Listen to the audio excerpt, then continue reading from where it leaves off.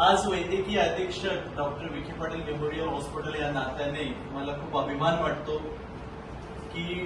आदरणीय डॉक्टर सुजयदादा विखे पाटलांचं जे dream project kidney transplant Ahmednagar जिल्ह्यामध्ये व्हावं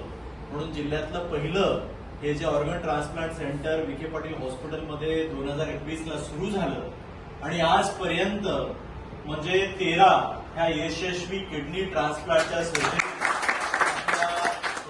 झालेल्या आहेत आणि 2 जे मेंदूमृत रुग्ण म्हणजे ब्रेनडेड पेशंटच्या पण यशस्वीपणे अवयवदानाच्या शस्त्रक्रिया म्हणजे एकंदरीत 15 शस्त्रक्रिया यशस्वी झालेल्या आहेत. यांचं मुख्य श्रेय म्हणजे विखे पाटील कुटुंबियांना जातं. आदरणीय डॉक्टर सुजयदादांनी स्वप्न पाहिलं आणि आपल्या जिल्ह्याचे पालकमंत्री आणि revenue minister doctor Radhakrishna Patil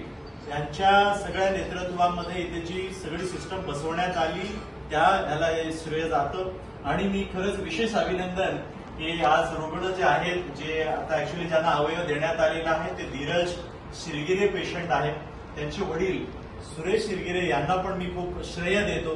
कारण गेल्या वर्षभरापासून त्यांचा जे काही त्यांच्या अडचणी होत्या ते आदरणीय डॉक्टर राधाकृष्ण विखे पाटील नामदार साहेब म्हणून ज्यांना म्हणतो त्यांच्यापर्यंत पोहोचल्यानंतर त्यांनी सर्वांना आदेश दिले की यांचे बाहेर